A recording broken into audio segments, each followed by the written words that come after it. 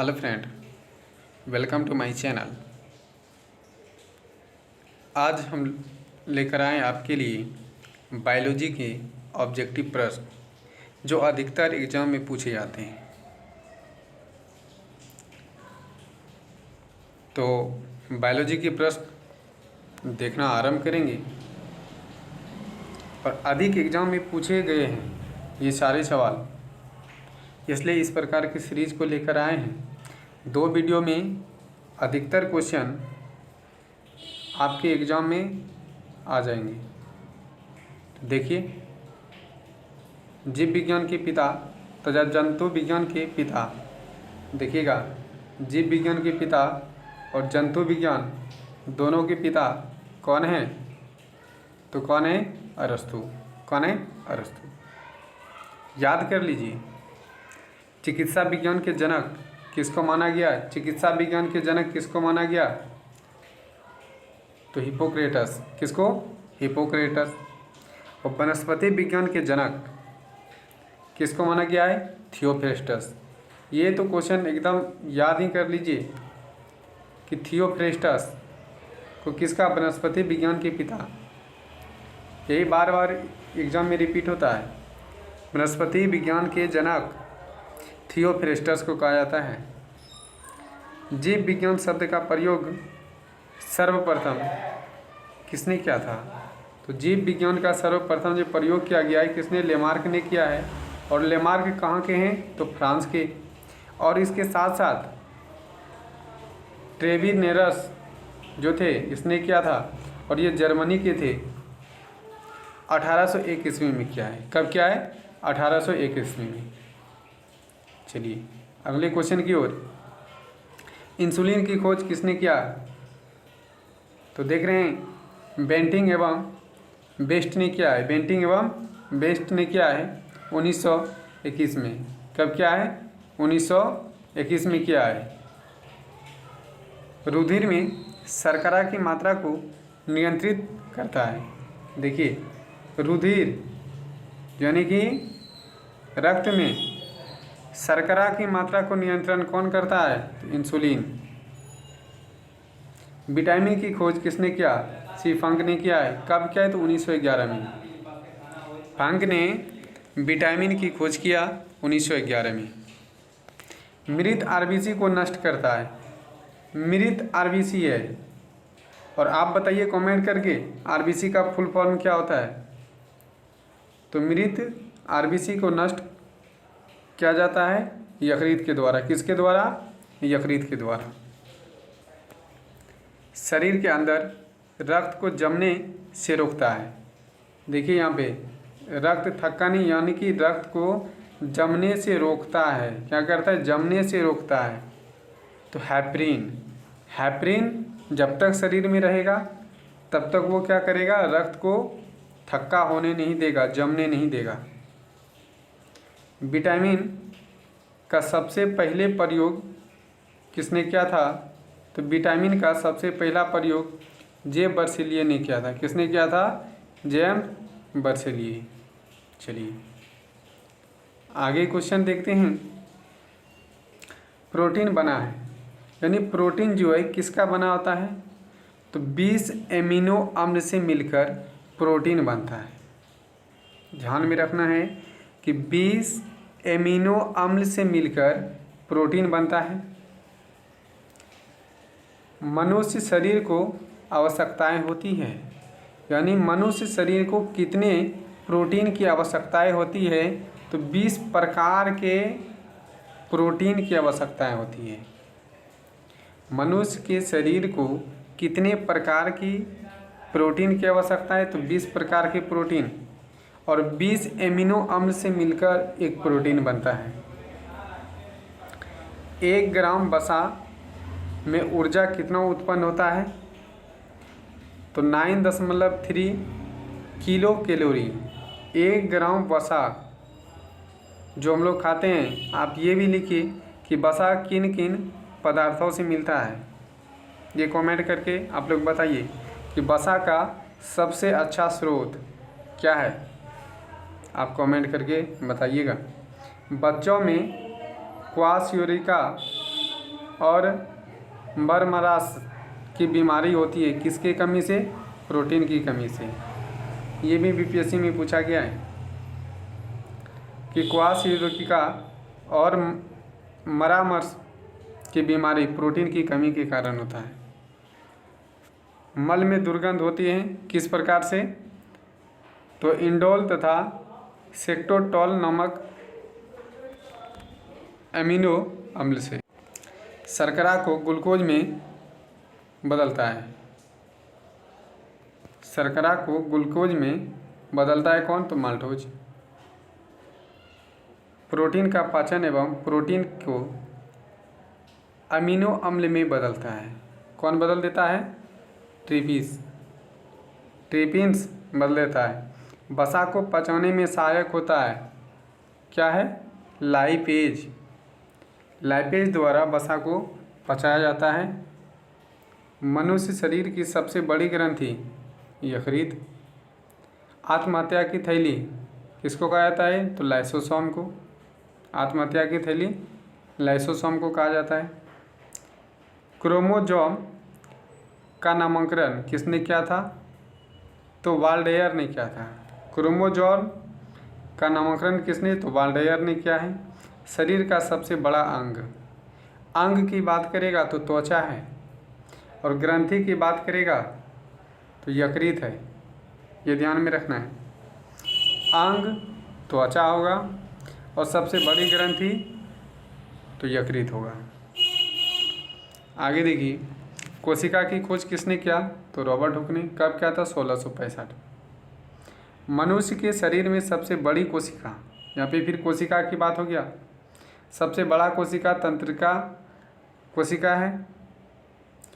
सबसे बड़ा अंग त्वचा है। सबसे बड़ी ग्रंथि यकृत। कोशिका सिद्धांत का प्रतिपादन किसने किया था? कोशिका सिद्धांत का प्रतिपादन किसने किया था? स्वॉन एवं स्लाइड ने किया था। किसने? स्लाइडेन एवं स्वॉन ने किया था। ठीक है, चलिए आगे क्वेश्चन है आपका, पीत का निर्माण। पीत का निर्माण कहाँ होता है? तो यकृत में होता है पीत का निर्माण। दूध को फाड़ने या थक्का बनाने के लिए किसका उपयोग करते हैं? तो रेनिन का उपयोग करते हैं। लार का पीएच मान कितना होता है? 6.67। ये अम्ल में होता है। और आप बताइएगा कि यदि पीएच मान 7 होगा तो ये उदासीन होगा, 7 से कम होगा तो अम्ल होगा, 7 से ज़्यादा होगा तो क्षार होगा।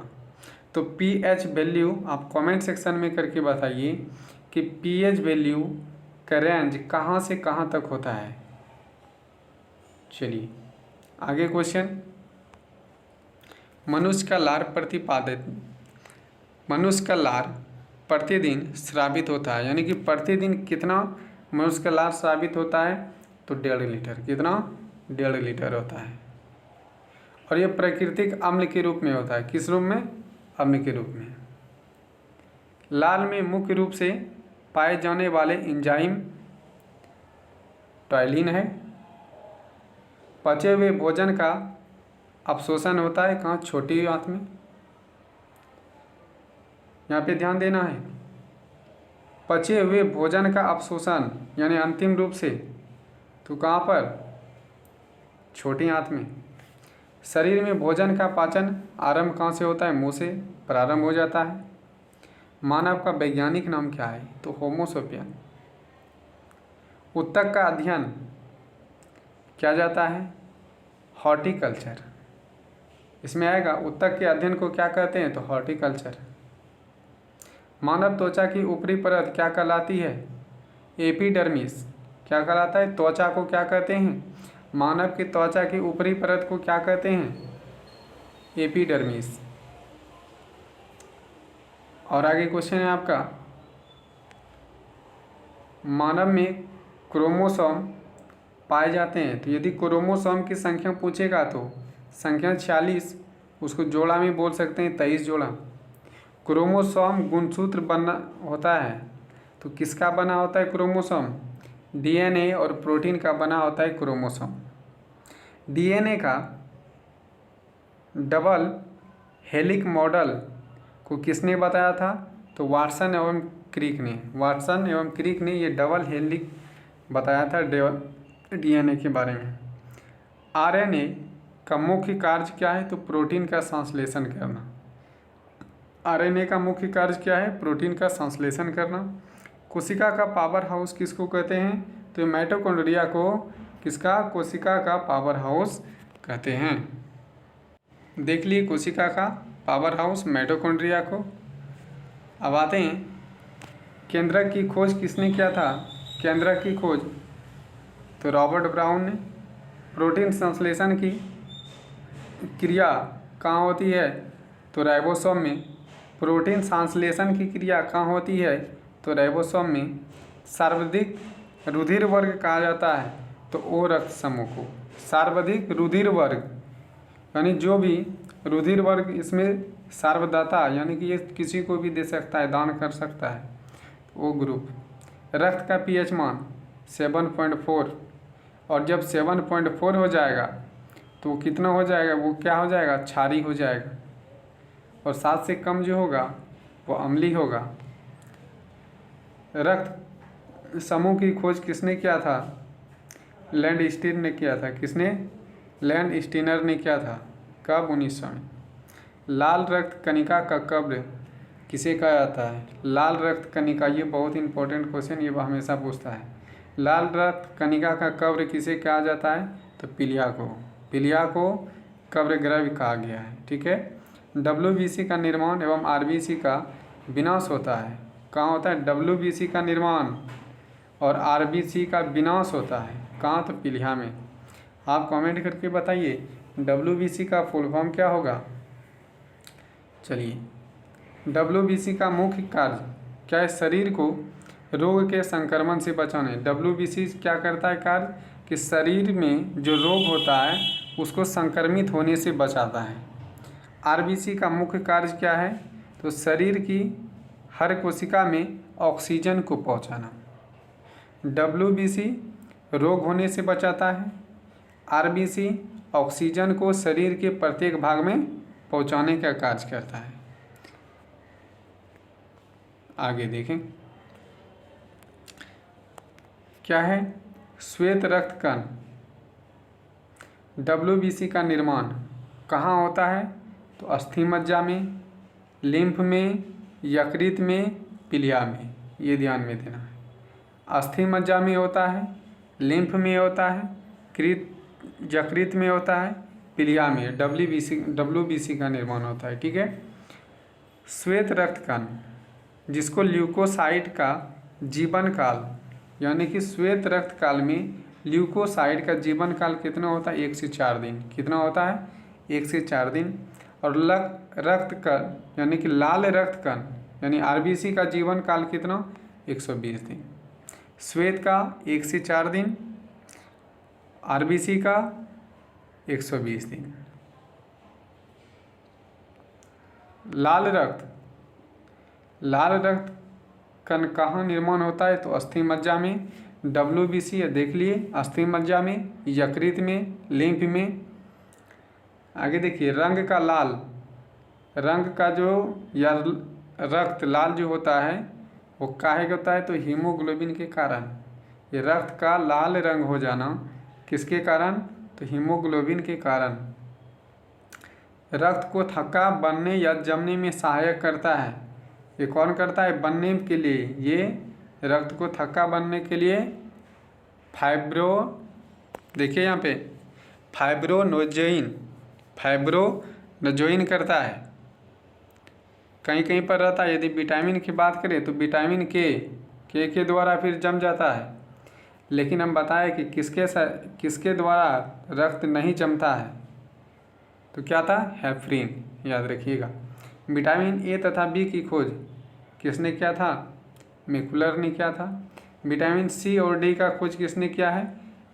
विटामिन सी का खोज होल्ट ने और डी का खोज हॉपकिंस ने। जल में घुलनशील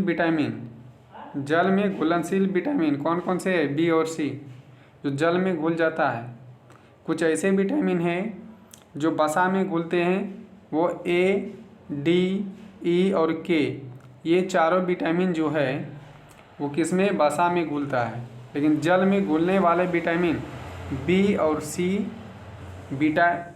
बसा में घुलने वाले विटामिन ए, डी और ए, डी और के है। ये ध्यान में रखना, ये क्वेश्चन बार बार पूछा गया है। चलिए, शरीर में जल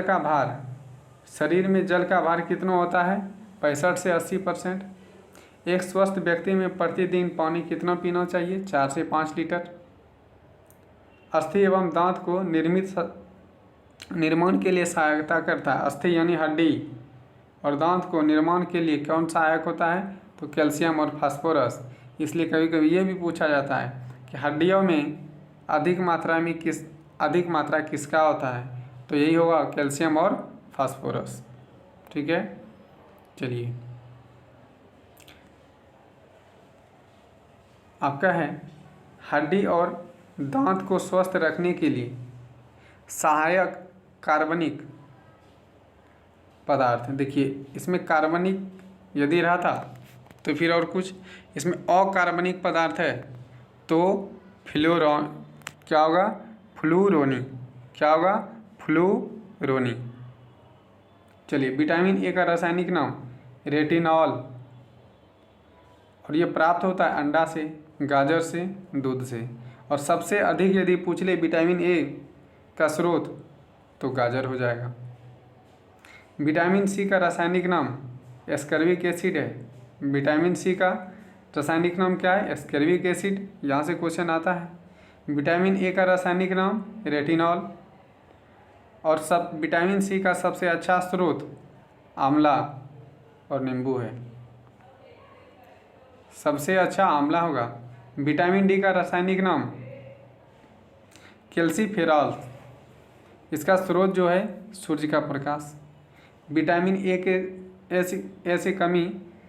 की कमी होने से कौन सा रोग होता है? तो रतौंधी होता है। विटामिन ई की कमी से क्या होता है? टेकोफेरॉल।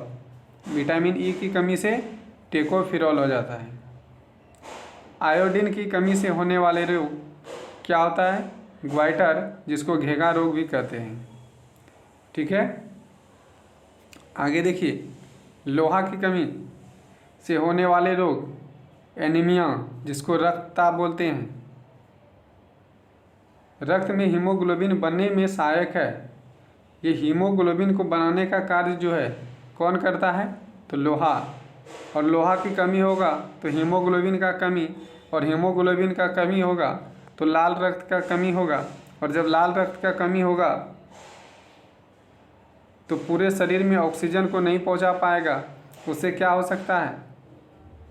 मनुष्य का शिथिलता बढ़ सकता है। मनुष्य के रक्त का क्या होगा? तरलता, जिसको हम लोग बोलते हैं कि रक्त, वो धीरे धीरे थक्का होते चला जाएगा। तो इसलिए लोहा हमेशा डॉक्टर ये सलाह देता है कि रक्त को सही रखने के लिए इसका लोहे का भी प्रयुक्त मात्रा में। और ये यदि पूछेगा कि लोहे का सबसे अच्छा स्रोत, तो आप बता सकते हैं हरा साग सब्जी। ठीक है, जिसमें पालक है, सबसे अधिक मात्रा में लोहे का स्रोत उससे मिलता है। बेरी नमक रोग, बेरी किससे होता है? विटामिन बी की कमी से होता है बेरी। इरिगेटर्स रोग विटामिन डी की कमी से, और विटामिन डी कहाँ से प्राप्त होता है? तो सूर्य के प्रकाश से होता है। चलिए, आगे है आपका क्वेश्चन। जनन क्षमता की कमी और मांसपेशी कमज़ोर हो जाती है, ये विटामिन ई की कमी से। विटामिन ई की कमी से रक्त थक्का नहीं बनता है विटामिन के की कमी से। इसीलिए हम बताए थे कि यदि रक्त थक्का बनाना हो तो उसमें कौन से विटामिन की ज़रूरत होता है? विटामिन के की आवश्यकताएं होती है। जब विटामिन के प्रचुर मात्रा में रहेगा तो रक्त जल्दी थक्का बन जाएगा, और विटामिन के की कमी होगा तो रक्त थक्का नहीं बनेगा। और यदि कहीं पर कट गया तो वहाँ से ब्लड निकलते ही रह जाएगा, प्राण जा सकता है। इसलिए विटामिन के को भी भरपूर मात्रा में अपने शरीर में उपलब्ध रखना जरूरी होता है। रक्तचाप मापने वाला यंत्र क्या है? स्फेग्नोमेनोमीटर। क्या है? स्फेग्नोमेनोमीटर। मनुष्य एक दिन में श्वास श्वसन जो करता है वो कितने बार करता है? तो 2200 बार करता है। कितनों वायु को रिलीज करता है? तो वो 1600 kg रिलीज करता है। 1600 kg वायु को ग्रहण करता है और छोड़ता है।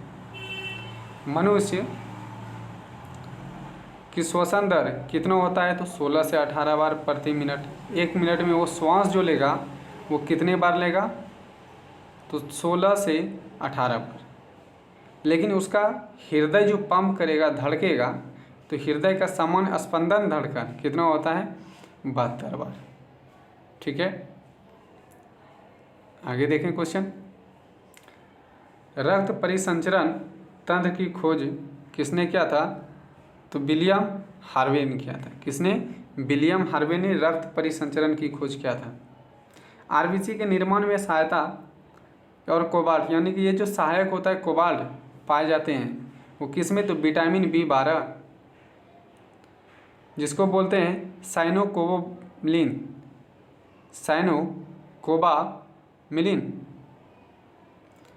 अब देखिए, एक स्वस्थ व्यक्ति में रक्त की मात्रा 5 से 6 लीटर, ये तो हो गया है। विटामिन C की कमी से होने वाला रोग स्कर्वी, ये भी बता दिए पहले। चेचक का टीका का खोज किसने किया था? तो एडवर्ड जेनर ने। किसने किया था? चेचक टीका की खोज किसने किया है? एडवर्ड जेनर ने। बैक्टीरिया की खोज किसने किया है? लुवेन हॉक। किसने? लुवान हॉक ने किया है। पेनिसिलिन की खोज अलेक्जेंडर फ्लेमिंग में, ये बहुत इंपॉर्टेंट है। गाय तथा भैंस का गर्भकाल कितना होता है? तो 280 दिन से 300 दिन हो सकता है। फल का अध्ययन क्या कहलाता है? तो पोमोलॉजी। फल का अध्ययन को क्या कहते हैं? पोमोलॉजी कहते हैं। फूलों के अध्ययन को क्या कहते हैं? फूलों के कहाँ चल गया? हाँ, फलों के अध्ययन को बता दिए, पोमोलॉजी। और फूलों के अध्ययन को एंथेमोलॉजी। ग्वाइटर रोग से प्रभावित होने वाला क्या होगा? थायराइड ग्रंथि। कौन सा ग्रंथि? ग्वाइटर रोग से थायराइड ग्रंथि। सबसे बड़ा और सबसे छोटा फूल, यानी सबसे बड़ा फूल की यदि बात करें तो रेफ्लेसिया होगा और सबसे छोटा फूल वो बुलिफिया होगा। चलिए आगे देखें। ब्रेटाइटिस, कुकुर खांसी, दमा से चलते शरीर का प्रभावित होने वाला अंग, तो कौन सा अंग? दमा से फेफड़ा। तंत्रिका तंत्र की इकाई न्यूरॉन है। क्या है? न्यूरॉन। कीट पतंग तथा पक्षी को के अध्ययन क्रमशः क्या कहलाता है? यानी कीट पतंग का अध्ययन क्या कहलाएगा? एंटेमोलॉजी। पक्षियों का अध्ययन ऑर्निथोलॉजी। कीटों का अध्ययन एंटीमोलॉजी, पक्षियों का अध्ययन ऑर्निथोलॉजी। ठीक है, आगे। हेम्योपैथी का आविष्कार। हेम्योपैथी का आविष्कारक कौन है? हैनीमैन। कौन है? हैनीमैन। सबसे बड़ा बीज और सबसे छोटा, तो सबसे बड़ा बीज कौन सा है? लेडोसिया। और सबसे छोटा बीज आर्क्ड। क्या है? आर्क्ड। सेब तथा नाशपाती का खाने योग्य भाग, तो उसका कौन सा? सेब और नाशपाती का कौन सा भाग खाते हैं? तो मसल पुष्पासन। क्या खाते हैं? तो मांस पुष्पासन खाते हैं उसका, मसल पुष्पासन। पुष्पासन वाले भाग को हम लोग खाते हैं। शुद्ध जल, समुद्र का जल, दूध का pH मान, यानी शुद्ध जल यदि होगा तो उसका कितना होगा? 7। समुद्र का pH मान होगा 8.4। इसका मतलब ये 7 जो है ये उदासीन है, जल का pH मान उदासीन 7 है। समुद्र का जल 8.4, इसका मतलब ये लवण है या क्षार है। और दूध का pH मान 6.4 है, ये भी क्या है? अम्ल है। ठीक है, चलिए आगे देखते हैं। मलेरिया रोग से प्रभावित होने वाले अंग। मलेरिया रोग से कौन सा अंग प्रभावित होता है? तो आरबीसी और तिल्ली। आरबीसी और तिल्ली होता है। बीसीजी टीका लगाया जाता है टीबी रोग के लिए। टीबी रोग से बचाने के लिए किसका प्रयोग किया जाता है? बीसीजी टीका का। डीपीटी टीका किस रोग से बचाने के लिए किया जाता है? तो डिप्थीरिया, टिटनेस, काली खांसी से बचने के लिए डीपीटी टीका का प्रयोग किया जाता है। लीची का खाने योग्य भाग, लीची का कौन सा भाग खाया जाता है? तो एरिल। टाफाइड हैजा पेचिस रोग किस अंग को प्रभावित करता है? तो आंत को प्रभावित करता है। और है आपका टिटनेस, कोढ़, रेबीज, मुर्गी, पोलियो से प्रभावित होने वाले अंग कौन सा है? तो तंत्रिका तंत्र। मानव शरीर की सबसे छोटी ग्रंथि, ये पिट्यूटरी ग्रंथि, जिसको मास्टर ग्रंथि भी बोलते हैं। शरीर में सबसे मजबूत हड्डी जबड़े की हड्डी होता है। शरीर की सबसे छोटी हड्डी स्टेपिस होता है, जो कर्ण की हड्डी होता है। शरीर की सबसे बड़ी हड्डी फीमर होता है, और ये सबसे बड़ा, और इसको अरुद्र अवस्थी बोलते हैं। ठीक है, चलिए आगे। आपका है मानव शरीर में कुल हड्डियों की संख्या 206। मनुष्य की खोपड़ी में हड्डियों की संख्या 8। सर्वग्राहिक रुधिर वर्ग किसको कहा जाता है? तो एबी। सर्वग्राही यानी सभी रक्त का ग्रहण जो करता है वो एबी कर सकता है। सर्वदाता वो बताए हैं। रक्त के शुद्धिकरण का कार्य कहाँ होता है? तो फेफड़ा, लंग्स में होता है। थायराइड ग्रंथि, जिसको अवलंग ग्रंथि बोलते हैं, अपटुक ग्रंथि बोलते हैं, ये पाया जाता है कहाँ पे? गला में। शरीर की सामान्य ऐच्छिक क्रियाएं, जो चालन, जैसे चलना, घूमना, बोलना, ये सब जो नियंत्रण करता है वो कौन सा भाग करता है? जिसका नाम है अनुमस्तिष्क, या इसको बोलते हैं सेरिबेलम, यानी सेरिबेलम या अनुमस्तिष्क। तो आज इतना ही। आज का सेशन कैसा रहा आप लोग कमेंट करके बताइएगा, और सेशन को शेयर कर दीजिए। जो न्यू जुड़ रहे हैं वो चैनल को सब्सक्राइब कर लीजिए। इस प्रकार से इम्पोर्टेंट सारे क्वेश्चन हम लाते रहेंगे, जिससे आप सबों को प्रॉफिट होगा। और एक ही वीडियो में दूसरा इसका पार्ट आएगा, और ये पूरे एक प्रकार से पूछे जाने वाले जितने भी एग्ज़ाम में क्वेश्चन है वो सारा रिवीजन हो जाएगा। Thank you for watching this video.